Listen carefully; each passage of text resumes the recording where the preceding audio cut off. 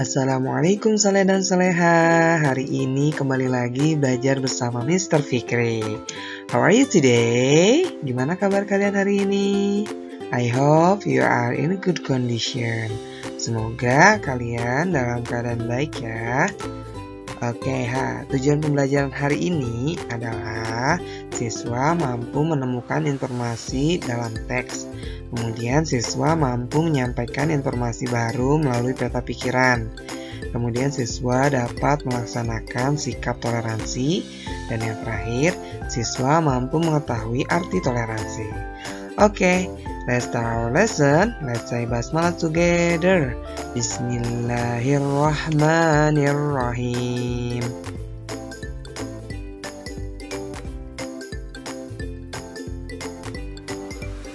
Nah, Soleh dan Soleha, bagaimana sih cara menemukan informasi dalam teks? Dalam menemukan informasi yang terdapat pada teks, terlebih dahulu kamu perlu membaca dan memahami isi teks dengan baik. Semua informasi penting tersebut dapat kamu temukan dengan menjawab pertanyaan-pertanyaan yang diajukan. Salah satu cara membaca yang baik adalah dengan membaca dalam hati atau tidak bersuara ya. Dengan membaca dalam hati, kita dapat mencermati hal-hal penting yang terdapat pada teks dan menjawab pertanyaan-pertanyaan yang diberikan. Nah, cobalah simak teks berikut. Warna-warni yang memantul dari potongan-potongan kaca dalam karya seni mozaik dapat menimbulkan kekaguman bagi orang yang melihatnya. Setiap kepingan kaca yang dipadukan dengan pola tertentu mampu menghasilkan karya seni yang menarik untuk dilihat. Nicky Ella Whitlock, seorang seniman asal Inggris, menciptakan karya seni yang menakjubkan dengan menggunakan bahan bekas. Contoh pertanyaan dan jawaban berdasarkan teks tersebut yaitu, siapakah nama seniman asal Inggris yang menciptakan karya seni dengan bahan bekas? Jawabannya adalah Nicky Ella Whitlock. Betul ya? Selanjutnya, menyajikan informasi pada peta pikiran. Peta pikiran adalah alat bantu yang berguna untuk berbagi pendapat atau informasi. Saat menyampaikan informasi menggunakan peta pikiran, tentukan terlebih dahulu pokok-pokok pikiran dari teks. Pokok-pokok pikiran dapat berupa ide pokok setiap paragraf dalam suatu teks.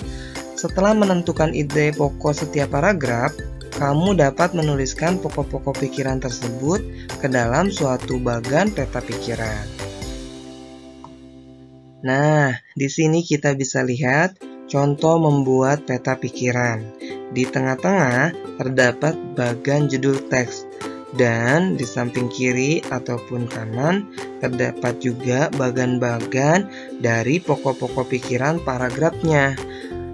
Tergantung dari jumlah paragraf yang ada dalam teks. Oke, menuliskan gagasan pokok sebuah paragraf. Gagasan pokok adalah inti dari pembahasan pada sebuah paragraf. Gagasan pokok terletak pada kalimat utama. Biasanya kalimat utama sebuah paragraf terletak pada awal atau akhir sebuah paragraf. Oke Soleh dan Soleha, kita akan coba cari gagasan pokok dari teks berikut.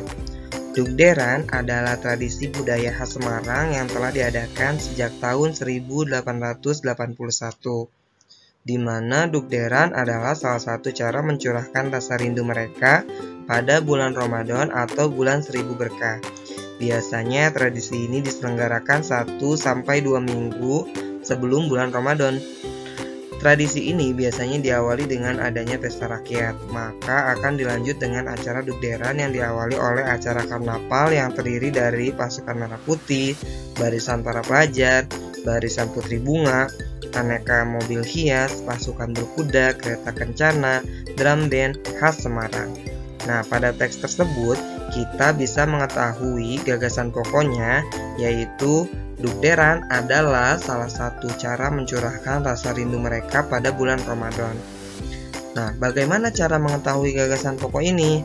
Pada intinya, kalian harus mengetahui kalimat utamanya. Kalimat utama itu ada pada awal paragraf atau ada pada akhir paragraf. Sekarang kita akan menjelaskan sikap dalam keragaman. Keragaman yang dimiliki bangsa Indonesia meliputi keragaman agama, suku, dan budaya. Keragaman ini dapat dijadikan sebagai pemersatu bangsa. Berikut sikap yang harus kita miliki dalam keragaman. Tidak mengobrol saat menunggu temanmu yang sedang beribadah, menghargai teman yang berbeda suku, tidak mengejek teman yang menggunakan bahasa daerahnya. Berikut sikap yang dapat menimbulkan perpecahan dalam keragaman. Pertama, mengganggu teman yang sedang beribadah. Kedua, tidak mau bermain dengan teman yang berbeda suku dan agama. Ketiga, memaksakan suatu agama atau keyakinan kepada orang lain.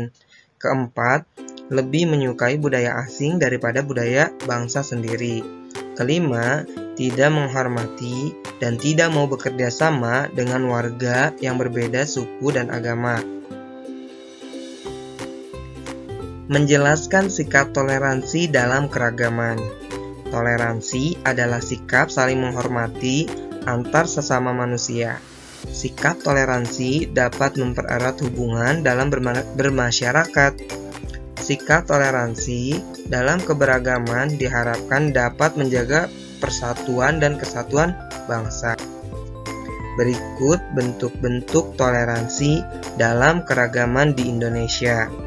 Toleransi dalam keragaman agama. Menghormati orang yang sedang beribadah, saling menghormati dan bekerja sama antar umat beragama, menjaga kerukunan antar umat beragama, tidak memaksakan suatu agama kepada orang lain.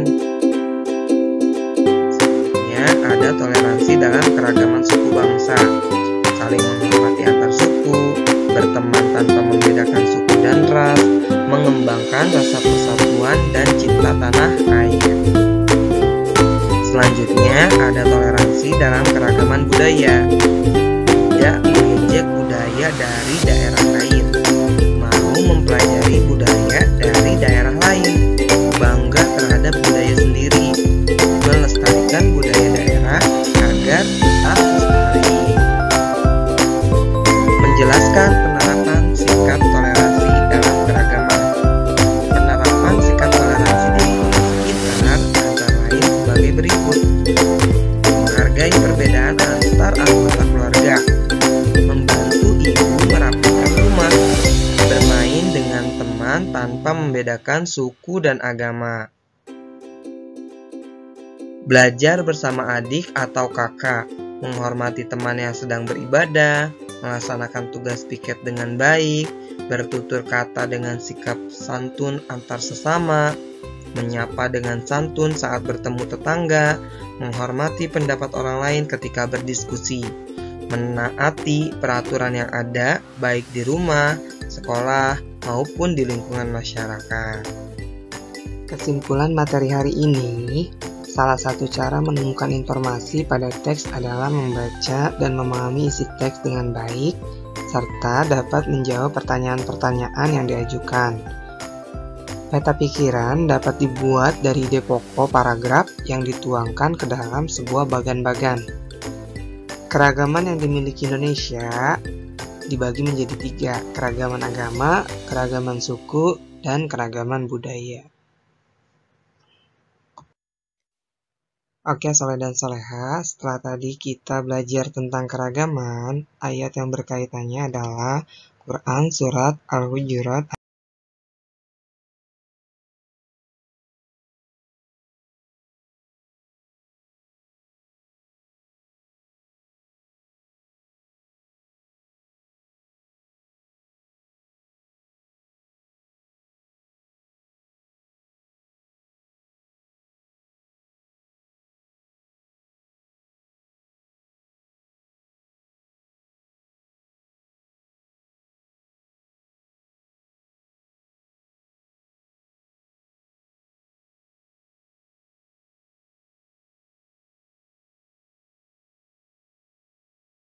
Artinya, wahai manusia, sungguh kami telah menciptakan kamu dari seorang laki-laki dan seorang perempuan.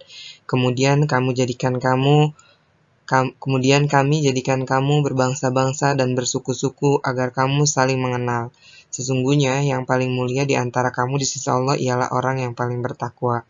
Sungguh Allah Maha Mengetahui, Maha Teliti.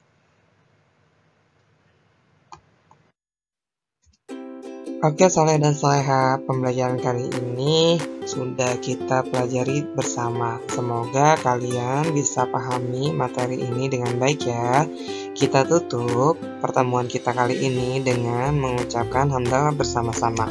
Alhamdulillahirabbil alamin. Istighfar, astagfirullahaladzim, dan doa kafaratul majelis. Subhanaka Allahumma wa bihamdika asyhadu an la ilaha illa anta astaghfiruka wa atubu ilaik.